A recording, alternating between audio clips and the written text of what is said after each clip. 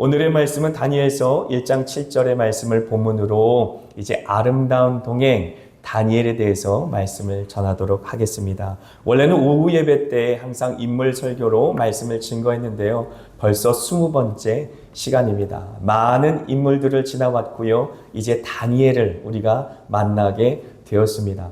다니엘은 굉장히 저에게도 의미롭고 특별한 인물입니다. 왜냐하면 제가 캐나다에서 처음 예수 그리스도를 만났을 때에 그 복음의 은혜가 너무 뜨거워서 가족들에게 복음을 전할 그 마음이 항상 마음속에 뜨겁게 있었습니다. 그때 전화로도 복음을 증거하고 또 가족들이 캐나다에 오면 품고 같이 기도함으로 복음을 증거하기도 하였습니다. 그런데 이제 제가 전화를 받았는데 저희 친할머니께서 심장병으로 인해서 쓰러지시고 심장이 멈추셔서 CPR, 심폐소생술을 통해 겨우 사셨다는 소식이 들려왔어요. 그래서 만사를 제쳐두고 모든 것을 다 내려놓고 저희들이 짐을 정리해서 캐나다에서 한국으로 들어오게 되었죠. 그의 하나님께서 저희들을 하나님의 불꽃으로 삼으셔서 전하는 모든 전도가 능력 있게 하시고 병원마다 방문하여 신방할 때에 7분의 어르신들이 저희 가정 가운데 한 해에 다 돌아가셨는데 그때 영적인 큰 추수를 일으켜주시면서 하나님의 성령의 역사를 크게 보여주셨죠. 그때 캐나다에서 제가 이제 하나님의 종이 되겠다, 신학생이 되겠다, 이제 하나님께 나의 인생을 드리겠다라는 소식을 저희 할머니도 들으셨겠죠. 저 역시도 이제 예수님을 믿고 예수쟁이가 되었다라는 소식을 할머니가 들으셨을 것입니다. 저와 할머니는 어렸을 때부터 한방을 썼어요. 큰 대가족이 한 집에 지냈기 때문에 할머니와 고등학생 때까지 한방을 썼었습니다. 그러니까 룸메이트죠. 저에게는 룸메이트인데 저의 할머니가 평생 불공을 들이셨어요. 그냥 일반 불교는 아니고 이제 전라도 쪽에서 흥황하였던 그 원불교라고 하는 종교에 심취하셔서 익산에서 거기에 이제 근거지가 있지 않습니까? 저희 가정도 이제 그쪽이어서 저희 할머니도 이제 원불교에 굉장히 심취하셔서 평생을 불공을 들이셨어요. 그래서 제가 새벽에도 지금도 기억이 납니다. 그 향내음과 땡땡 종을 치시면서 불공을 드리던 것이 생각나는데 제가 캐나다에서 집에 한 발을 들이자마자 평생 드렸던 그 새벽 불공을 멈추셨어요. 다른 이유가 아니었었습니다. 내가 사랑하는 손자가 예수를 믿는다라고 하는데 어찌 한 집안에 두 종교를 믿을 수 있겠는가? 어찌 한 집안에서 두 신을 섬길 수가 있겠는가? 라는 그 마음 하나로 그 시간부터 불공을 멈추셨지요. 그리고 이제 심폐소생술로 살아나셨기 때문에 앞으로 사실 날이 많지 않다라는 생각이 가족들에게 있었고 그때부터 저는 성경 공부를 시작했어요. 근데 예수님에 대해서 전할 때 저희 할머니가 특징 있게 항상 반응하시는 것이 있었어요. 그 원불교에는 소태산 대종사라고 그래요. 거기서 마치 예수님처럼 섬기는 사람인데 그 종교를 창시한 사람입니다. 그래서 한국 사람이고 마치 예수님처럼 추앙받는 그런 인물이에요. 우리 소태산 대종사도 그런 기적을 일으켰대더라 라고 얘기하시면서 항상 예수님의 그 모든 역사를 반박하시는 그런 말들을 많이 하셨어요. 그래서 고민하고 하나님 앞에 기도하다가 어떻게 마음속에 하나님께서 은혜로운 마음을 주셨냐면 그래 다니엘서다. 다니엘서를 한번 이야기책처럼 할머니와 매일 읽어보자 라고 생각하면서 다니엘서를 가지고 복음을 전했습니다. 이 다니엘서가 정말로 하나님이 주신 은혜가 정말로 큰 것은 그 안에 굉장히 많은 성경의 내용이 함축되어 있어요. 하나님의 계시도 있고요. 하나님의 약속도 있고요. 하나님의 복음의 내용도 너무나 선명하게 기록되어 있습니다. 무엇보다 우리가 이 땅 가운데 예수를 믿고 산다라는 것이 무엇인지에 대한 그 신앙의 본질된 내용이 잘 설명되어 있어요. 그러므로 할머니께서 돌아가시기 직전까지 이 다니엘서를 갖고 함께 성경 공부한 것을 저는 참 잘했다라고 생각합니다. 이 다니엘 그래서 저와 여러분들이 이렇게 나눌 때에는 저에겐 특별한 감흥이 있는 그러한 말씀이다라는 말로 시작하였습니다.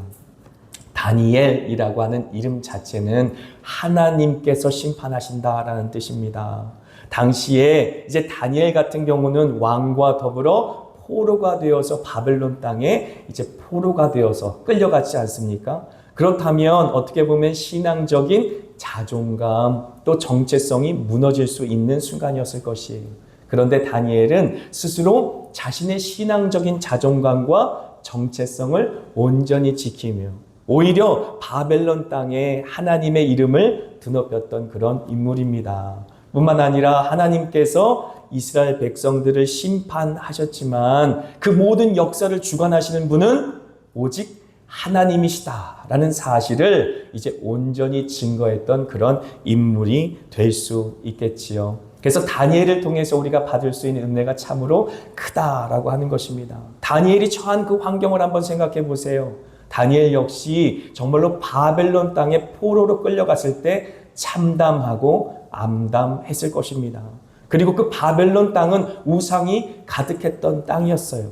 그래서 다니엘 하면 잘 기억되는 것이 있지 않습니까? 그가 처음으로 포로로 끌려가서 환관장에 의하여서 그들이 이제 길리움을 받을 때에 그들은 무엇을 갖고 뜻을 정합니까? 왕이 주는 진미를 먹지 않겠다라고 뜻을 정하고 실제로 왕이 주는 그 진미를 먹지 않고 하나님 앞에 오직 주님이 주신 그 은혜와 사랑 가운데 길리움을 받아서 다른 사람보다 훨씬 더 그 얼굴빛이 찬란하게 빛나서 환관장도 놀라게 하는 그러한 이야기가 처음 시작할 때부터 있지 않습니까? 그렇습니다. 바벨론이라고 하는 그 땅은 악이 가득했던 땅이에요. 그러므로 그 땅에 살았던 노예로 살았던 다니엘과 그 세 친구의 이야기는 저와 여러분들이 이 세대를 살아가면서 꼭 본받아야 되는 이야기고요. 그리고 우리의 믿음의 다음 세대가 이제 이 자리에 많이 앉아 있는데 오늘도 우리 찬양팀 너무 훌륭하게 첫 찬양 이제 너무나 잘 해주었는데 우리 청소년부 전체 인원입니다. 전체 인원을 동행해서 우리가 찬양팀을 이제 꾸린 거예요. 그리고 청년 대표로 우리 태원 형제가 딱 나와서 이제 보컬로 딱 하고 반주해 주시고 또 PPT 운영해 주시고 드럼 쳐 주셔서 우리 믿음의 다음 세대가 지금 찬양을 이끌어가고 있어요. 그럴 때에 하나님의 은혜가 우리 믿음의 다음 세대에게도 자연스럽게 흘러갈 줄 믿습니다. 그럴 때에 우리가 도대체 어떻게 믿음을 지키고 살았느냐라는 것을 믿음의 다음 세대들한테 설명해 줘야 되겠지요. 그 설명해 주는 과정 속에 다니엘서만큼 훌륭한 지침서는 없다라고 하는 것입니다.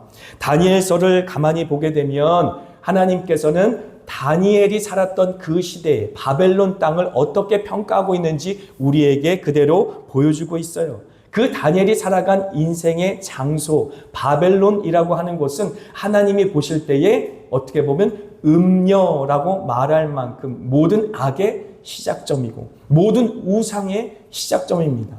그래서 바벨론에서 시작됐던 그 모든 우상 숭배는 흐르고 흘러서 페르시아까지, 그리고 페르시아는 성경에서는 바사라고 부릅니다. 바사 이후에 로마 시대까지, 그리고 지금까지 계속해서 그 우상의 뿌리가 있었던 곳이 바로 바벨론이었다라고 볼 수 있는 것이죠. 그래서 성경의 적그리스도 혹은 하나님을 대적하는 세력으로 바벨론을 설명합니다.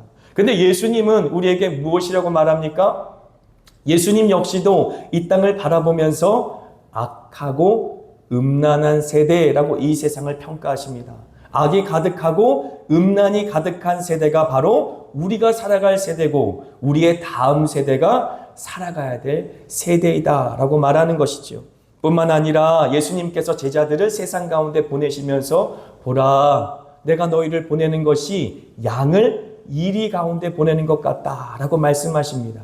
그만큼 이 세대는 악하고 음란하다라고 말씀하시는 것이지요. 그래서 마가복음 16장 17절과 18절에 예수님께서 제자들을 세상 가운데 이제 마지막 지상 명령을 주시면서 뭐라고 말씀하시냐면 믿는 자들에게는 이런 표적이 따르리니 곧 그들이 내 이름으로 귀신을 쫓아내며 새 방언을 말하며 뱀을 집어 올리며 무슨 독을 마실지라도 해를 받지 아니하며 병든 사람에게 손을 얹은 즉 나으리라 라고 말씀하시는 것이지요. 하나님의 권세가 믿음의 사람 가운데 있으니 그 권세로 말미암아 세상 가운데 파송되어서 그 권세로 살아갈 수 있게 하신다라고 하는 것이지요. 그 권세가 없으면 우리는 이 땅 가운데 살 수 없는 것입니다. 예수 그리스도의 이름의 권세를 우리가 꼭 붙잡고 살아야만 무슨 독을 마실지라도 해를 입지 않는다라고 하는 것이지요. 우리 다음 세대들 또 우리 영혼도 마찬가지입니다만 이 세상 가운데 그대로 내버려 두면 이 세상 가운데 있는 모든 독이 그 영혼과 심령 가운데 스며들어 결국은 하나님이 주신 은혜, 하나님이 주신 은사, 그리고 하나님이 주신 그 모든 구원의 감격을 다 까먹고 결국은 세상 사람과 똑같은 모습으로 살 수밖에 없는 것이 바로 우리들이다라고 하는 것입니다. 그래서 우리가 이 땅을 바라볼 때에 다니엘이 살았던 그 세상, 우리가 살았던 세상과 별반 다르지 않다라고 하는 것이지요. 마치 다니엘처럼 이 세상의 한복판에 사탄이 진치고 있는 그 진 중에 들어가서 그 품속으로 들어가서 예수 이름의 그 모든 권세를 선포하며 하나님이 주신 그 뜻을 전파하는 사명을 감당하는 것은 결코 쉬운 것이 아니다라고 하는 것이지요. 다니엘이 들어갔던 사자굴에 들어가는 것처럼 우리가 이 예배당을 벗어나서 세상 가운데 갈 때 똑같은 심령으로 나가야 된다라고 하는 것입니다. 마치 그 불구덩이 속에 들어갔던 그 새 친구들처럼 우리도 역시 이 세상에 나아갈 때 그런 심령으로 나가야 한다라고 하는 것이죠. 하나님 도와주세요. 하나님께서 도와주시지 않는다면 나는 살 수 없습니다. 라는 믿음의 고백, 그 고백을 붙잡고 이 예배당을 나가야 우리의 영혼도 살고 또 우리를 통해 구원받아야 될 그 영혼들도 살려내는 줄을 믿습니다. 그렇습니다. 다니엘은 그 이름, 하나님께서 주신 그 이름을 붙들고 살았어요. 하나님이 심판자이다 라고 하는 것이지요. 오직 하나님이 온 세상의 주권자이다 라고 하는 것이죠. 세상 사람들이 바라볼 때는 바벨론이 크게 보일 것입니다. 그리고 바벨론의 왕이었던 느부갓네살이 크게 보일 것이에요. 그로 말미암아 여호와김과 여호와긴이라고 하는 유다의 왕들도 고통을 받고 결국은 죽임을 당하거나 포로로 끌려왔기 때문에 유다 사람들의 눈에는 그 느부갓네살 왕과 바벨론이 크게 보였을 것입니다. 하지만 지금 다니엘은 스스로 자신의 이름을 통해 자신의 삶을 통해 무엇이라고 고백하는 것입니까? 아니다. 오직 하나님이 역사를 주관하시는 것이다.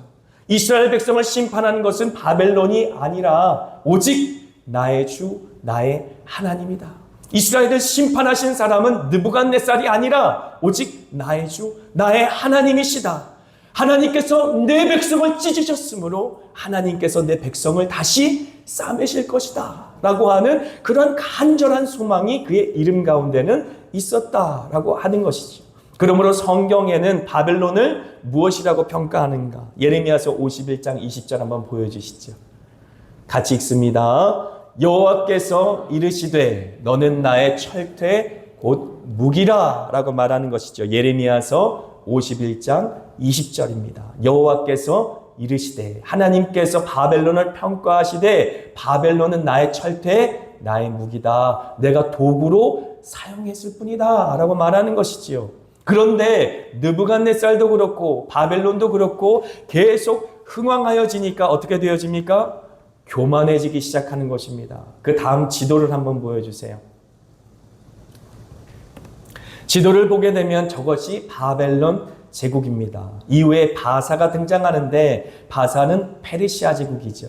페르시아 제국은 훨씬 더 넓은 영토를 주님께서 이제 허락해 주시는 것이죠. 근데 이 모든 것이 하나님께서 허락하셨다라는 사실을 우리는 잊지 말아야 되는 것이지요. 그들이 힘이 세기 때문에, 그들이 잘났기 때문에 하나님께서 바벨론 제국을 통해서 유다를 멸망시키고 그 전에 있었던 아수르라는 나라를 통해서 이스라엘을 멸망시키고 나중에 페르시아라고 하는 나라를 세워서 큰 영토를 갖게 하시고 그 다음에 그리스와 로마라는 나라를 세우셔서 그 모든 영토를 차지하신 게 아니다라고 하는 것이에요. 결국은 예수 그리스도께서 이 땅 가운데 오셔서 그들이 점령한 문화 그리고 그들이 점령한 그 모든 제국을 통하여 누가 가십니까? 문들아 머리를 들어 열방의 왕이 나가신다 라고 선언하시면서 우리의 왕 중에 왕 되신 예수님께서 그들이 점령하고 그들이 통일한 그 모든 문화와 언어를 통하여 주님의 복음이 온 세상 가운데 전파될 그 준비를 하신 것이다 라는 사실을 우리는 알 수 있다라고 하는 것이죠. 그래서 성경에 등장하는 5가지 나라가 있어요. 첫 번째는 애굽이 되겠죠. 이 애굽하고도 성경은 긴밀한 연관이 있습니다. 왜 그렇습니까? 이 애굽 땅에 아브라함도 그렇고 이삭도 그렇고 가뭄이 들었을 때 피했지 않습니까? 그 모든 행동들은 오실 예수님에 대한 모습이고 결국은 헤롯 왕을 피해서 애굽으로 피신할 예수님의 그 모든 기사를 설명하기 위한 내용들 아니었습니까? 뿐만 아니라 야곱은 그의 가족들 70명을 데리고 애굽으로 가뭄 때 피신하였고 그리고 거기에서 큰 민족을 이루는 430년이라는 시간이 있었고 결국은 모세를 통해 출산하듯이 이제 하나의 가족이 하나의 민족에 대해서 애굽을 벗어납니다. 하지만 그 이후에 성경에 등장하는 나라는 아수르예요. 이 아수르라는 큰 나라가 결국은 이스라엘을 멸망시키게 되어지지만 북왕국 이스라엘을 멸망시키게 되어지지만 이 아수르 이후에 바벨론이라는 나라가 등장하게 되어지는 것이죠.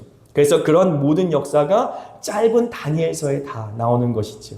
금신상을 바라보면서 그 모든 이제 예언의 역사들이 하나님의 역사였다. 하나님이 심판하신 것이고 하나님이 계획하신 것이고 결국 하나님이 구원하시기 위해 그 모든 열방의 역사를 하나님께서 쓰신 것이다 라는 것을 알 수 있어요. 그런데 너무 안타까운 것은 보십시오. 그래서 하나님께서는 저 중동 땅, 아프리카 땅, 중앙아시아 땅, 유럽 땅, 서아시아 땅 할 것 없이 하나님의 복음이 전파될 수 있도록 그렇게 하였지만 지금으로 따진다면 투르키예 지역, 시리아 지역, 사우디아라비아, 이란, 카자흐스탄, 우즈베키스탄, 키르기즈스탄, 투르크메니스탄, 아프가니스탄, 파키스탄 이 모든 나라들이 뒤에 스탄이 붙으면서 어떻게 됐어요?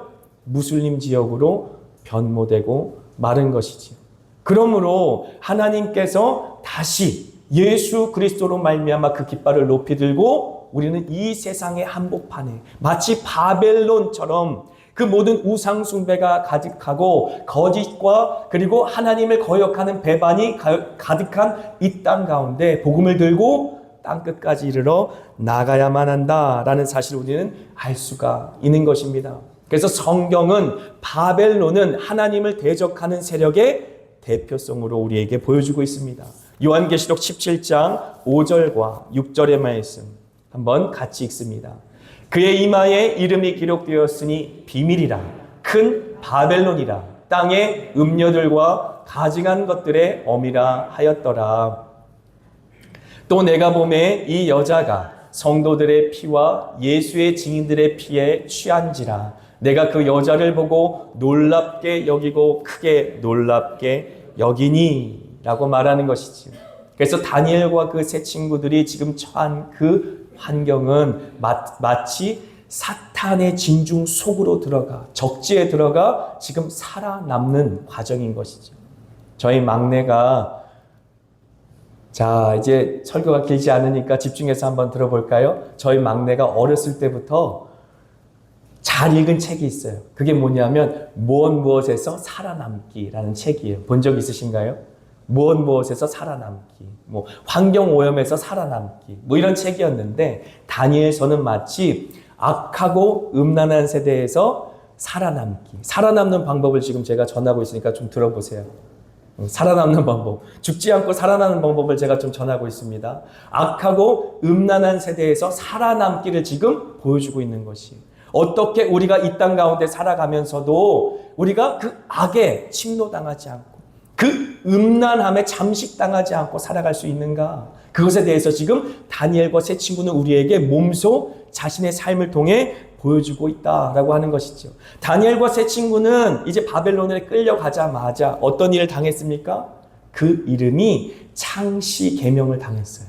우리도 이 내용을 이해할 수 있을 것입니다. 일제강점기라는 36년을 겪으며 우리는 민족 정신을 말살하기 위해 또 우리의 정체성을 말살하기 위해 일본 사람들이 창시 계명을 했던 것을 기억합니다. 우리의 성을 일본식으로 바꾸고 우리의 이름을 일본말로 바꿨던 치욕의 역사가 우리 가운데 있습니다. 그러므로 이름을 바꾼다는 것은 굉장히 큰 의미가 있는 것이죠. 다니엘서 1장 7절이 오늘의 본문의 말씀인데 같이 한번 읽겠습니다. 환관장이 그들의 이름을 고쳐 다니엘은 벨드사살이라 하고 하느냐는 사드락이라고 하고 미사엘은 메삭이라 하고 아사엘은 아벳느고라 하였더라. 그 다음 장면 한번 보여주십시오. 그래서 다니엘, 하나냐, 미사엘, 아사랴라고 하는 하나님의 사람들, 그 이름의 뜻은 하나님께서 심판하신다. 은혜로운 하나님, 누가 하나님과 같은가? 하나님께서 도우셨다라고 하는 신앙의 간증이었어요. 마치 우리들이 이제 믿음의 다음 세대들이 이렇게 살기를 원합니다 라고 여호수아라고 하는 이름을 짓기도 하고 다니엘이라는 이름을 짓기도 하고 요즘은 예자 들어간 이름도 참 많고 주자 들어간 이름도 참 많아요. 그래서 제 자녀들도 준, 주한, 주만, 주영 이렇게 주자 들어가는 이름으로 지었어요. 뭐 성의 없게 지은 건 아니고 신앙에 이제 간증을 담아서 지었습니다. 왜 그렇게 부모들이 지을까요? 이 이름대로 살기를 원하는 것이죠. 그랬더니 바벨론 땅, 그 사탄이 가득한 그 땅에서 우상을 섬기는 그 땅에서 어떤 일들이 벌어집니까? 그들의 이름을 바꿔버려요. 마르둑이라고 하는 신은요, 이 바벨론이 섬겼던 많은 신들 가운데 가장 높은 신이에요. 태양을 섬기는 신, 하늘의 신이라고 볼 수 있는 마르둑이 총애하는 자, 혹은 마르둑의 명령을 받은 자, 누가 마르둑과 같으랴, 혹은 느고라고 하는 지혜의 신이 있는데 느고의 종이다. 이런 식으로 이제 이방신의 이름을 넣어서 그들의 이름을 바꾼다라는 의미는 어떤 의미입니까? 그들의 신앙의 정체성을 상실하게 만드는 일이었죠.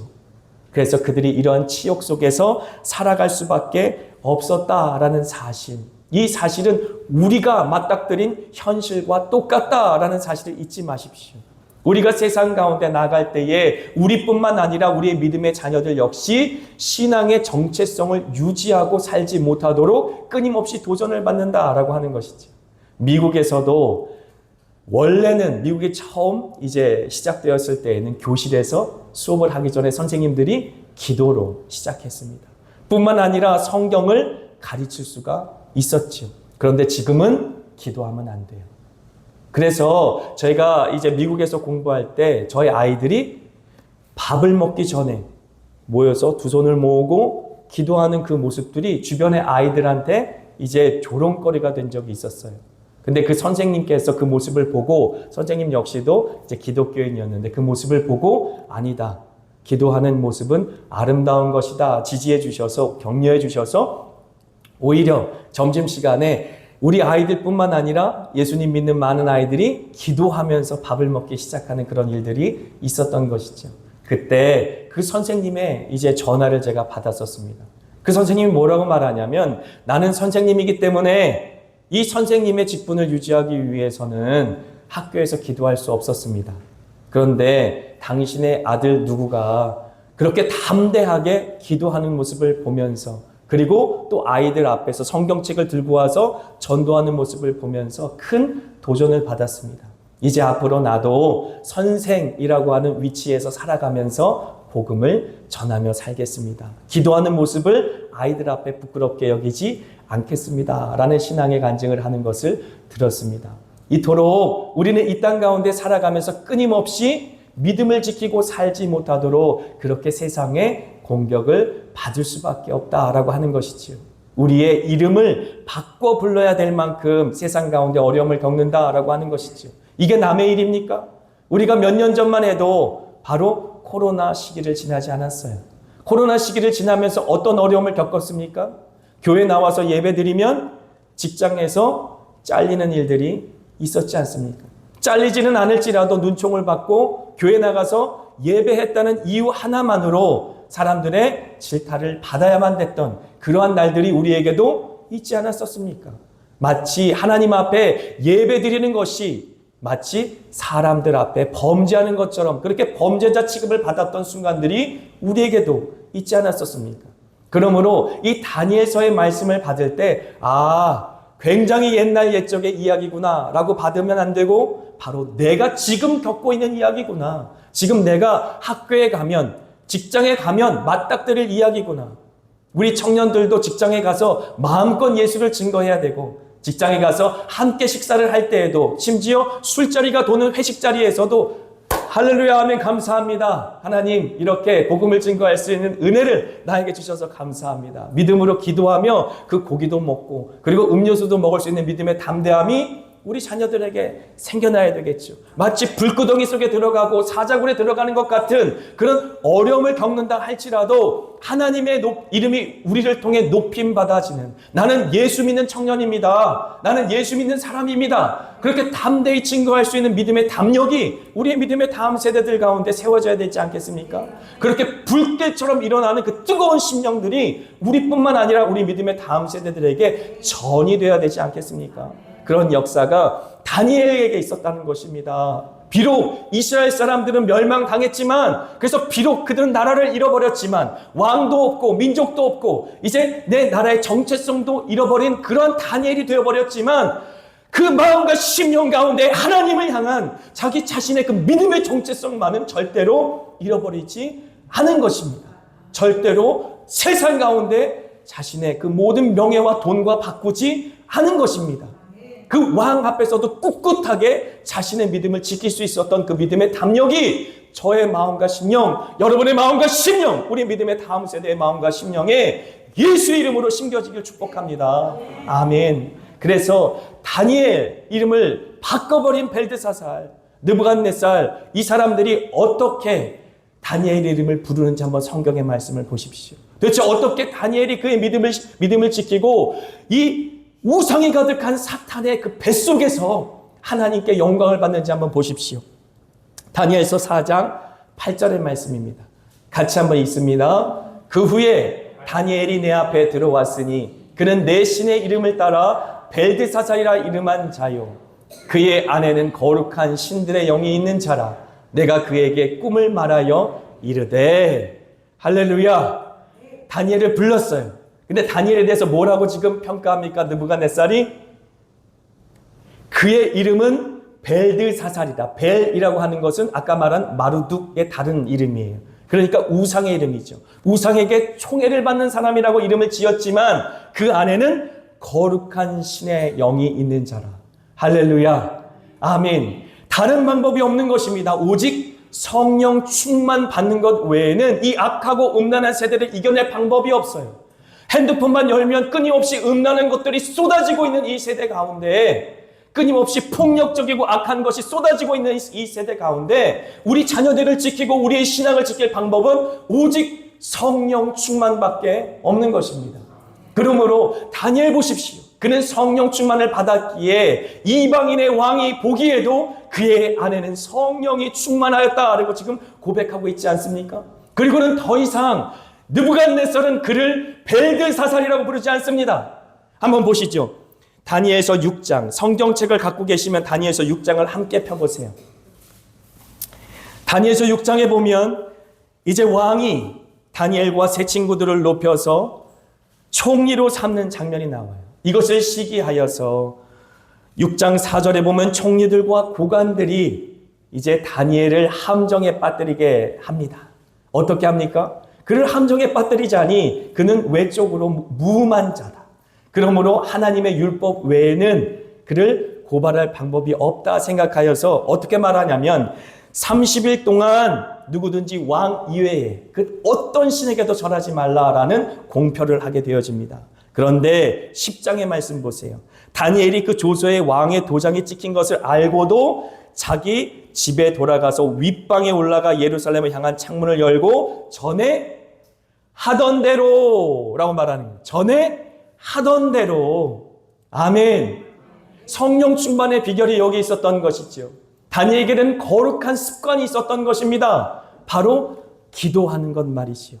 예수님마저도 누가복음 22장 39절에 보면 나가사 습관을 따라 감람산으로 가셨다라고 말하는데 제자들도 따라갔더니 라고 말하는 것이죠. 예수님이 습관을 따라 감람산에 가셔서 기도하셨는데 예수님을 누가 따라갔다고 말합니까? 제자들도 따라갔습니다. 그런 말미암아 예수님을 잃어버린 제자들은 이제 성령을 보내줄 테니 기다리라라고 말했을 때 그 습관을 배워서 어떻게 했어요? 모여서 기도하기를 힘썼지요. 거룩함도 습관이 되는 것입니다. 습관은 어떻게 이루어집니까? 반복을 통해서 이루어지는 것이지. 반복을 통해서. 교육이 핵심이 바로 그것입니다. 우리가 교육이라고 했을 때 반복되어졌을 때 그것이 거룩한 습관으로 우리의 자녀들에게 온전히 심겨질 때에 그때에 비로소 아이들이 세상에 나가 어려움을 만났을 때 습관을 쫓아 기도할 수 있는 것이지 갑자기 어렵다고 기도할 수 있는 것 아닙니다. 갑자기 위기를 당했다고 기도할 수 있는 것이 아닙니다. 어렸을 때부터 거룩한 습관이 그의 육신 가운데 그의 영혼 가운데 온전히 스며들어야 비로소 그 거룩한 습관으로 말미암아 어렵고 힘들 때 기도할 수 있는 것이다 라고 하는 것이지요. 그래서 이제 이 창문을 열고 하던 대로 하루에 3번씩 무릎을 꿇고 기도하여 그의 하나님께 감사하였다라고 말하는 것이죠. 결국 이로 인하여 다니엘은 사자굴에 던짐을 받게 되어집니다. 그런데 그 다니엘을 누가 애타게 기다렸습니까? 그 다니엘을 누가 애타게 기다렸어요? 그 사탄의 근거지라고 일컬음 받는 바벨론 땅의 왕인 느부갓네살이 기다리고 있는 것이지요. 그러면서 느부갓네살이 뭐라고 말하는지 아세요? 밤이 새도록 금식했고요. 오락도 그치고요. 잠도 자지 않았다고 말합니다. 그리고 새벽같이 일어나서 그 사자굴로 달려가고 있다고 그래요. 18절, 19절. 그리고 20절에 다니엘이 든 굴에 가까이 이르러 슬피 소리질러 다니엘에게 묻되 뭐라고 말하냐면 아마 그냥 얘기하지 않았을 것이에요. 아마 큰 소리로 불렀을 것입니다. 살아계시는 하나님의 종 다니엘아, 내가 항상 섬기는 내 하나님이 사자들에게서 능히 너를 구원하셨느냐? 라고 부르는 것이죠. 살아계신 하나님의 종 다니엘아 라고 부르는 것이죠. 그의 이름은 더 이상 벨드사살이 아닙니다. 느부갓네살은 자기의 사람으로 삼고 싶어서 그리고 바벨론의 우상의 그 종으로 삼고 싶어서 그 이름을 벨드사살이라고 고쳐 불렀지만 느부갓네살은 달려가면서 지금 뭐라고 부릅니까? 살아계신 하나님의 종 다니엘아 라고 부르는 것이죠. 그 이방 땅의 왕이 다니엘의 정체성을 높이고 있는 것입니다. 다니엘의 이름을 다시 회복시켜주고 있는 것이지. 다니엘이 왕에게 이르되 왕이여 원하건대 왕은 만수무강하옵소서. 나의 하나님이 이미 그의 천사를 보내어 사자들의 입을 봉하셨으므로 라고 말하는 것이죠. 하나님이 그 입을 막으셨다. 온전히 봉하셨다 라고 고백하며 살아있는 다니엘이 하나님을 찬송하고 살아있는 다니엘을 바라보는 느부갓네살과 온 바벨론의 사람들도 역시 하나님을 찬송하는 역사가 있었다라고 하는 것이죠. 그래서 23절 같이 한번 읽습니다. 그 위에 6장 23절 없습니까? 6장 23절 같이 있습니다. 왕이 심히 기뻐서 명하여 다니엘을 굴에서 올리라 하매 그들이 다니엘을 굴에서 올린즉 그의 몸이 조금도 상하지 아니하였으니 이는 그가 자기의 하나님을 믿음이었더라. 아멘. 하나님을 믿음으로 말미암아 오히려 하나님께 영광 돌리는 순간이 반전의 드라마가 다니엘 한 사람의 믿음을 통하여 바벨론 사탄이 가득한 그 우상이 가득한 그 땅 가운데 그 드라마가 온전히 쓰여졌다라고 하는 것이지요. 26절 같이 한번 큰 소리로 선포합니다. 내가 이 조서를 내리노라. 내 나라 관할 아래 있는 사람들은 다 다니엘의 하나님 앞에서 떨며 두려워할지니 그는 살아계시는 하나님이시요 영원히 변하지 않으실 이시며 그의 말하는 멸망하지 아니할 것이요 그의 권세는 무궁할 것이며 그의 나라는 멸망하지 아니할 것이요 그의 권세는 무궁할 것이며 그리고 27절에는 그는 구원도 하시며 건져내기도 하시며 하늘에서든지 땅에서든지 이적과 기설을 행하시는 이로써 다니엘을 구원하여 사자의 입에서 벗어나게 하였습니다 라고 선포하는 것입니다. 성령 충만 외에는 다른 길이 없는 줄 믿습니다. 그리고 성령 충만 받기 위해는 기도 외에는 다른 길이 없습니다. 우리뿐만 아니라 우리의 믿음의 다음 세대들도 습관을 따라 기도할 수 있도록 거룩한 습관을 물려주시기를 주님의 이름으로 축복합니다. 아멘.